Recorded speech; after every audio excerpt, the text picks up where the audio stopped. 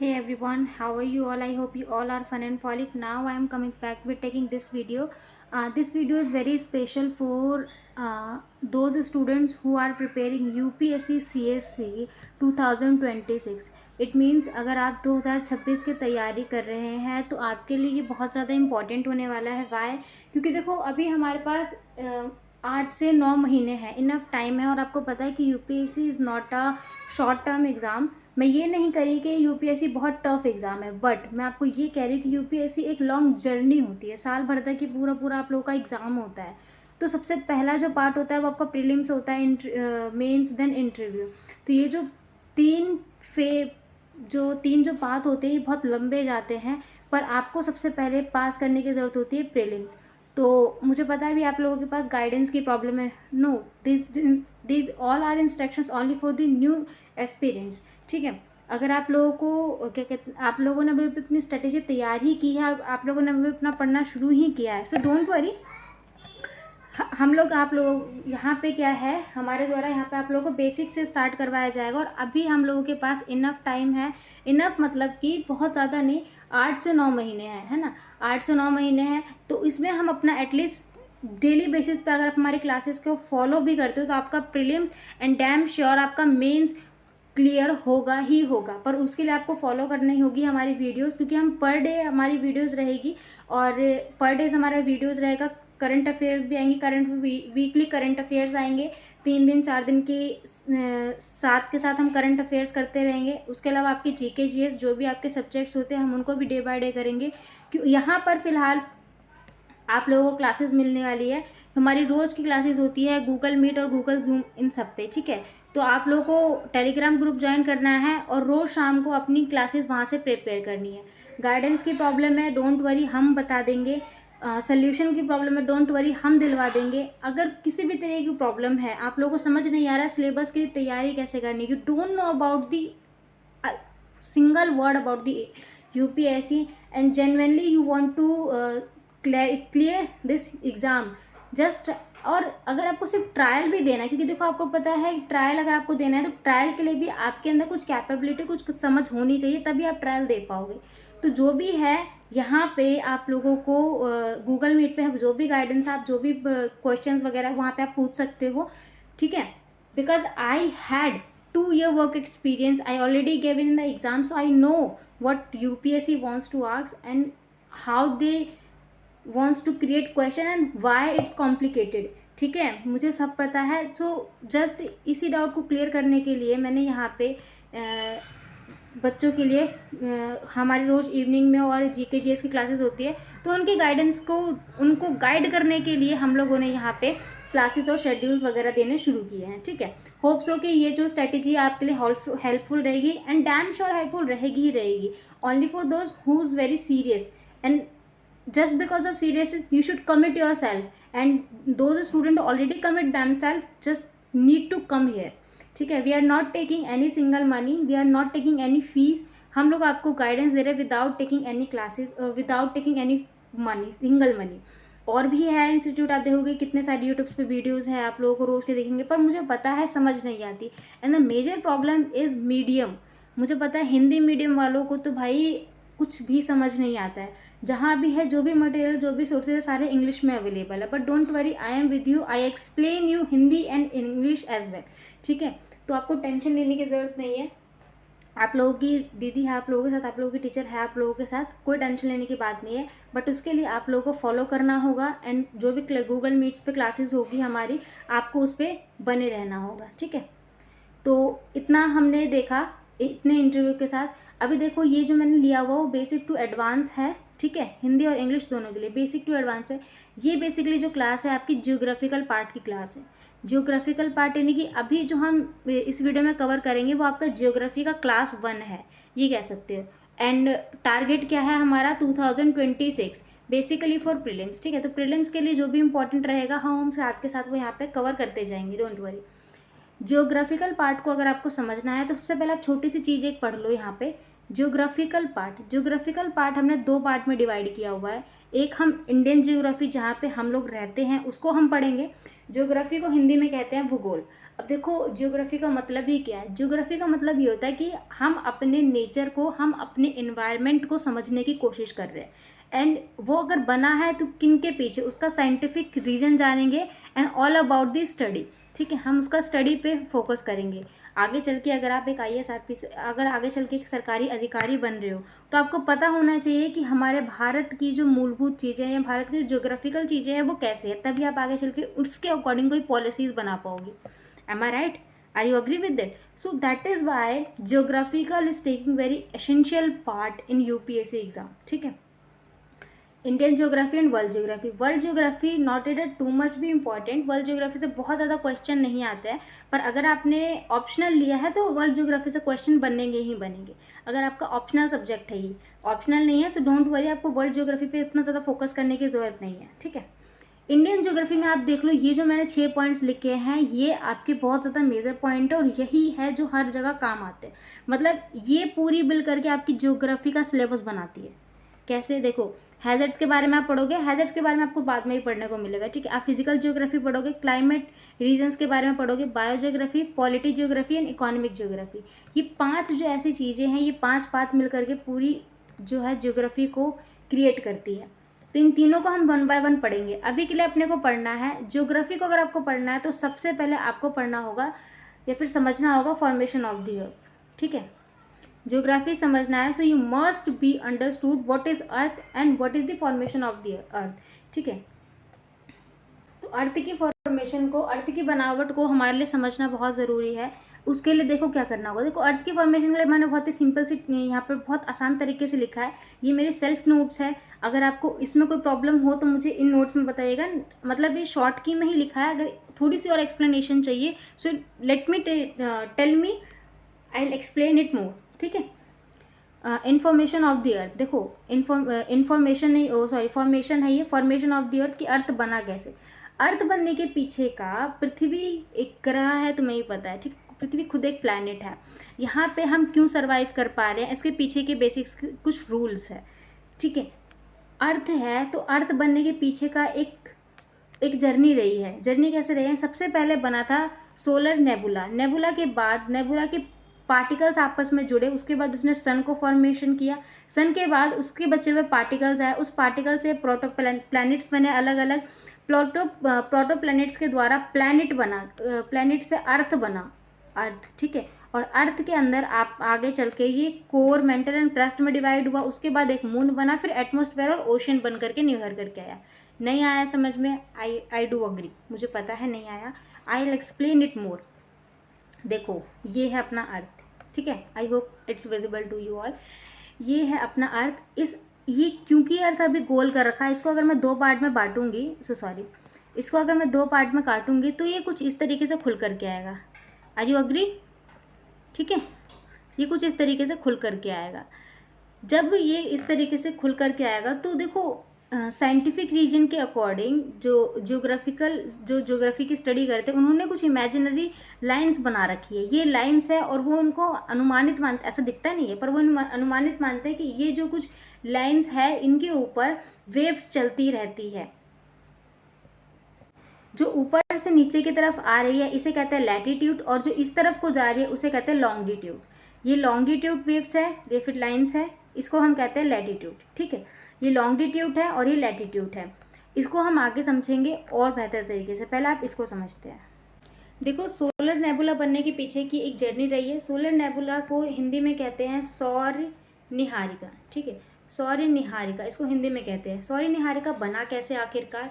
तो ये जो सौर निहारिका बना है गैसेस से और धूल मिट्टियों से। ठीक है, जो सोलर होता है, जो स्पेस होता है, स्पेस में जो गैसेस होती है उनके द्वारा सोलर नेबुला का निर्माण हुआ। ये गैसेस, ये जो क्लाउड बने, ये ग्रेविटी के कारण एक जगह आकर के इकट्ठे हुए, आकर के इकट्ठे हुए, और इन्होंने एक जगह इकट्ठा आकर के एक डिस्क का एक छाया का आकार ले लिया। समझ आया? यानी कि सोलर नेबुला कुछ भी नहीं है। सोलर नेबुला जो निर्माण हुआ, ये नेबुला बना है आप लोगों के क्लाइड से। जो एटमॉस्फेयर, जो सोलर में, स्पेस में जो क्लाउड है, जो डस्ट है, जो धूल मिट्टी, उन सबको आपस में जुड़ा, ग्रेविटी के कारण वो लोग इकट्ठा होकर वो एक डिस्क में कन्वर्ट हुआ। जब ये डिस्क में कन्वर्ट हुआ, यही डिस्क आगे चल के सन का निर्माण करता है। ठीक है, सोलर नेबुला क्या होता है, इसके एक्सप्लेनेशन आपको मिल जाएगी। हालांकि अभी मैं सिर्फ बता रही हूँ, आपको नोट्स मिल जाएंगे, डोंट वरी। नोट्स में बहुत क्लियरली लिखा हुआ है, ठीक है, टू द पॉइंट्स बात की हुई है कि सोलर नेबुला क्या होता है। सोलर नेबुला का निर्माण हुआ है स्पेस में, जो भी डस्ट, जो भी क्लाउड्स है, ये सब आपस में इकट्ठा हुआ, इकट्ठा होकर इन्होंने डिस्क का निर्माण किया, डिस्क, ठीक है, डिस्क का निर्माण किया। और इस डिस्क के, इसका जो भी डिस्क का मटेरियल था, इस डिस्क के मटेरियल से, ये डिस्क का मटेरियल आपस में इकट्ठा हुआ और एक सन का निर्माण हुआ, यानी कि इसके द्वारा एक सन का निर्माण हुआ। अब सन का निर्माण हुआ तो इस प्रोसेस को जो बोला गया, सन के निर्माण को, प्रोसेस को जो बोला गया, वो बोला गया न्यूक्लियर फ्यूशन।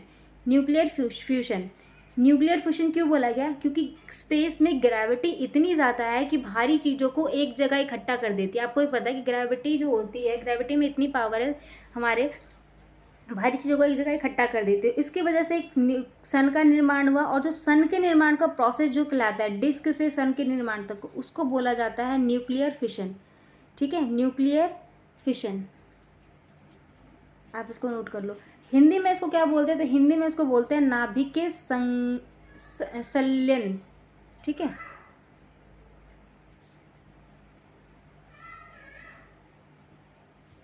नाभिकीय संलयन इसको हिंदी में कहा जाता है। जब ये नाभिकीय संलयन, ये प्रोसेस खत्म होकर के सन का निर्माण कर देता है, उसके बाद जो भी एटमॉस्फेयर में, जो भी स्पेस में सन बनने के बाद का जो डस्ट बचा होता है और जो भी रॉक बचे होते हैं, ठीक है, इनके स्मॉल कपल्स आपस में और जुड़ते हैं। Due to gravity only they becomes planetesimals, ठीक है, प्लेंटिटेसिमल्स का निर्माण करते हैं। और यही प्लेंटिटेसिमल जब कोलाइड होकर के, अलग होकर के, मर्ज होकर के, कोलाइड होकर के, ज्वाइन होकर के, मर्ज होकर के एक लार्ज बॉडी का निर्माण करते हैं, और उसको बोला जाता है यहाँ पे प्रोटोप्लैनेट्स, ठीक है, प्रोटोप्लैनेट्स बोला जाता है। प्रोटोप्लैनेट्स ही एक अर्थ का निर्माण करता है। समझ आ गया होगा, आई होप। प्लूटोप्लैनेट्स ही मिल करके एक अर्थ का निर्माण करता है। डोंट वरी, प्रीलिम्स में यहाँ से कोई क्वेश्चन नहीं आएगा, पर आपको अंडरस्टैंडिंग बेटर होनी चाहिए कि अर्थ बनी कैसे, ये आपको पता होना चाहिए कि कैसे बनी, ठीक है। तो इसने एक अर्थ का निर्माण अब कर दिया प्लूटोप्लैनेट्स के द्वारा, एक अर्थ का। ये मैंने पार्ट बाय पार्ट लिखा हुआ है, आप इसको ज़रूर समझिएगा। फॉर्मेशन ऑफ प्लूटोप्लैनेट्स, प्लूटोप्लैनेट्स के पार्टिकल्स और जुड़ करके अर्थ को ग्रो कर देते हैं, ग्रो दी अर्थ, ठीक है, अर्थ ग्रो करते हैं। अब जब आप लोगों को पता है कि अर्थ है, ठीक है, अर्थ है, अब स्पेस में ग्रेविटी है, ग्रेविटी की वजह से सारे कण वो अपनी तरफ खींच रहा है, तो अर्थ में सबसे जो भारी पार्टिकल्स होते हैं वो नीचे दब जाते हैं, उससे हल्के वाले ऊपर, और सबसे हल्के वाले ऊपर। तो भारी वालों को बोला जाता है कोर, फिर आता है क्रस्ट, फिर आता है, one second, sorry for the disturbance, हाँ, जो सबसे भारी कण होता है उसको बोला जाता है कोर, उसके बीच वालों को बोला जाता है मेंटल, ठीक है, हल्के वाले को मेंटल, और सबसे ऊपर वाले को क्रश, जिसको आराम से तोड़ा जा सके। और हम लोग कहाँ सर्वाइव करते हैं? क्रश वाली जगह पे, ठीक है। Humans are where living, humans are live on the, exist on the crust, ये जो पार्ट होता है क्रस्ट वाला पार्ट। इतना समझ आया कि सोलर नेबुला बना। सोलर नेबुला क्या था? ये कुछ भी नहीं था, सिर्फ डस्ट और क्लाउड थी, ये आपस में मिले, ठीक है, गैसेस थी, ये सिर्फ ये गैसेस थी, ग्रेविटी के कारण ये आपस में मिली तो उन्होंने सन का फॉर्मेशन किया, सन का फॉर्मेशन किया। सन के फॉर्मेशन होने के बाद बचे हुए जो पार्टिकल्स थे वो आपस में जुड़े, फिर उसके बाद उन्होंने प्लूटोप्लैनेट्स का निर्माण किया। प्लूटोप्लैनेट्स ने अर्थ का निर्माण किया। अर्थ से 3 भाग निकल करके आया, कोर, मेंटल एंड क्रस्ट, ठीक है।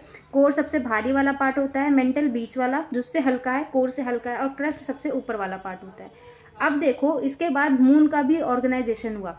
मून के फॉर्मेशन कहाँ हुआ? तो जो मार्स ग्रह था आपका, मार्स जो थी वो साइज में थोड़ी सी बड़ी थी इसके अकॉर्डिंग, अर्थ के अकॉर्डिंग, तो जो वो टकराई तो उसको बोला गया थीपिया, और इसी थीपिया के कारण मून का ऑर्गेनाइजेशन हुआ, ठीक है। पृथ्वी से पहले मार्स साइज में बहुत बड़ा था, ये जो ग्रह था वो बहुत बड़ा था, इसके टकराने की वजह से अर्थ का फॉर्मेशन, मून का फॉर्मेशन हुआ, ठीक है। उसके बाद जब मून का फॉर्मेशन हुआ तो आप देखोगे तो फिर हमें एटमॉस्फेयर और ओशन देखने को मिलता है यहाँ पे। एटमॉस्फेयर और ओशन कहाँ से? जो अभी आपका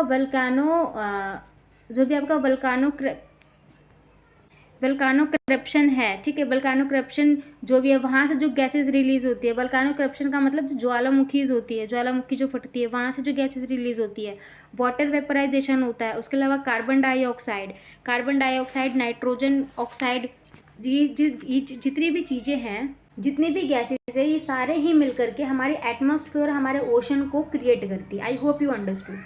ठीक है, अब देखो, हमें अपने ओशन को समझना होगा, हमें अपने अर्थ को समझना होगा। अर्थ को समझने के लिए क्या करना है, ये जो है मैंने आप लोगों के सामने एक अर्थ लिया हुआ है। ठीक है, मैंने आपको लॉन्गिट्यूड और लैटिट्यूड अच्छे से क्लियर कर दिया था, लॉन्गिट्यूड और लैटिट्यूड। अब मैं यहाँ पे एक चीज़ बताती हूँ, ये होता है आपका अर्थ, बीच में से जाता है आपका इक्वेटर जो कि 0 डिग्री सेल्सियस पे होता है, नॉट अ सेल्सियस। इसको मिनट सेकंड के हिसाब से ही मेज़र किया जाता है। ठीक है, तो एक जो आपका लॉन्गिट्यूड जा रहा है यहाँ से, जो अर्थ को 2 पार्ट में बांटता है, इधर से आपका साउथ पार्ट में डिवाइड करता है, इधर से आपका नॉर्थ पार्ट में डिवाइड करता है। ये आपका ईस्ट हो जाता है और ये आपका वेस्ट हो जाता है। इतना क्लियर हो गया होगा, आई होप। ठीक है, तो ये जो आपका लैंगिट्यूड जा रहा है, लॉन्गिट्यूड सॉरी, ये आपका जो लॉन्गिट्यूड जा रहा है ये 0 डिग्री पे होता है, 0 डिग्री पे होता है। इससे ऊपर का एक और जो जाता है, इसको बोला जाता है ट्रॉपिक ऑफ कैंसर। ठीक है, मैं TOC बोल देती हूँ, ट्रॉपिक ऑफ कैंसर, इसको लिख लीजिएगा आप लोग। ट्रॉपिक ऑफ कैंसर जो कि नॉर्थ से जाता है। ठीक है, ये आपका नॉर्थ होता है, सो सॉरी, ये आपका नॉर्थ होता है, ये आपका साउथ है। ट्रॉपिक ऑफ कैंसर जाता है और यहाँ पे जो इसका मेजरमेंट आता है वो आता है, अनुमानित मेजरमेंट है ये, 23 डिग्री 26। ठीक है, 23 डिग्री, 23 डिग्री 26 नॉर्थ से होता हुआ आता है। यहाँ पे आप लोगों को पता है सेंटर होता है, तो 90 डिग्री का बनता है यहाँ पे। ठीक है, 90 डिग्री का बनता है। और उसके अलावा इसके नीचे से एक और जो लॉन्गिट्यूड जाता है उसको बोला जाता है tropic of Capricorn. Tropic of Capricorn, जब ये ट्रॉपिक ऑफ कैप्रिकॉन जाता है तो इसकी भी अपनी मेजरमेंट्स होती हैं। ठीक है, आई होप कि आपको अर्थ समझ आ गया होगा, मतलब कि ये पता चल गया होगा कि लॉन्गिट्यूड और लैटिट्यूड है क्या, ये मेजरमेंट हम लेते क्यों हैं। तो ये सिर्फ एक काल्पनिक चीज़ें हैं अर्थ की फॉर्मेशन को समझने के लिए। ठीक है, अर्थ पे जो भी हो रहा है उसको समझने के लिए, इसका कोई प्रूफ नहीं है कि लॉन्गिट्यूड और लैटिट्यूड है ही, पर ये जो साइंटिफिक रीजंस होते हैं वो सिर्फ समझने के लिए बताती है कि ऐसी कोई अनुमानित रेखाएं होती है जो अपने आपस में ही घूम रही होती है।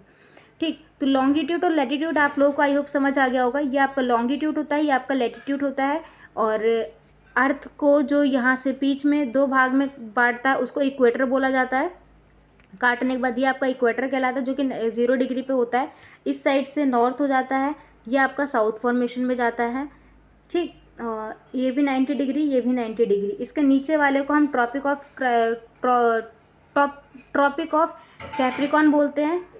ठीक है, और इसके ऊपर वालों को जो हम जाता है उसको हम ट्रॉपिक ऑफ कैंसर बोलते हैं, ट्रॉपिक ऑफ कैंसर बोलते हैं। ये वाला जो जा रहा है यानी कि लॉन्गिट्यूड को हम कहते हैं मेरिडियस, लॉन्गिट्यूड को मेरिडियस कहते हैं, यानी कि अक्षांशन और देशांतर ऐसे करके इनको बोला जाता है। आई होप आप समझ में आ गया होगा। अगर हिंदी वाले बच्चों को अभी भी कोई दिक्कत है तो डोंट वरी, आप हमारी गूगल मीट पे जो क्लासेस होती है वहाँ पे हम टोटली वहाँ पे हिंदी में ही बताते हैं चीज़ों को, और फ्री ऑफ कॉस्ट है, कोई कॉस्ट नहीं है उसका। ठीक है, ये चीज़ हो गई। अब आपको एक चीज़ और समझने की ज़रूरत है, वो है ये, यहाँ पे आप लोगों को देखिए इंडियन ज्योग्राफी की कुछ एक्सटेंट और उसके अलावा हम इसकी कुछ फ्रंटियर्स को समझते हैं, यानी कि इनका विस्तार कहाँ तक है और उसकी कुछ सीमाओं को समझते हैं। ठीक है, विस्तार और सीमाओं को समझते हैं। देखो, आपको पता है कि इंडिया जो है वर्ल्ड का 7th लार्जेस्ट कंट्री है ज्योग्राफी के नाम पे इन दी वर्ल्ड, एंड ज्योग्राफिकली ये लोकेटेड है साउथ एशिया में, साउथ एशिया में आता है, आप पता है।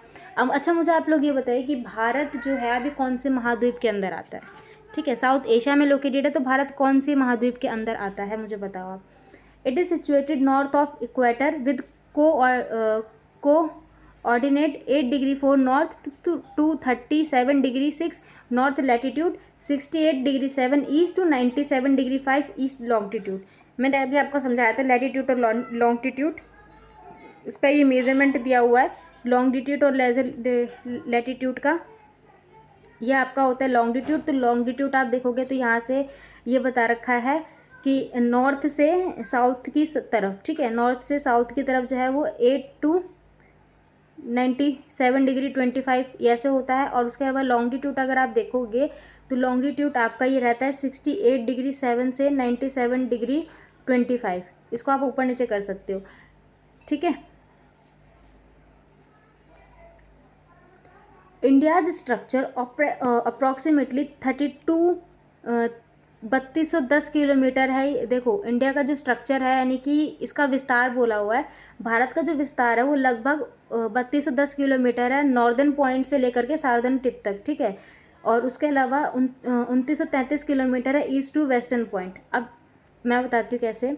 लेट सपोज ये भारत का मैप है, मैं अपना मैप इस तरीके से ही बनाती हूँ, आप लोग भी इस तरीके से ही बनाइएगा। मतलब ये है कि समझने में थोड़ी सी आसानी रहती है, होप से,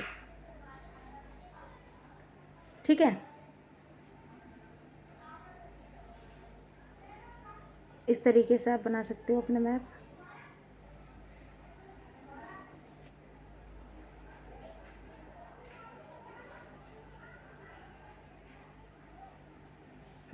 मुझे पता है ये उड़ता हुआ पंछी सा, चील जैसा दिख रहा है, बट अभी मैंने थोड़ा सा वैसा बनाया सिर्फ समझाने के लिए।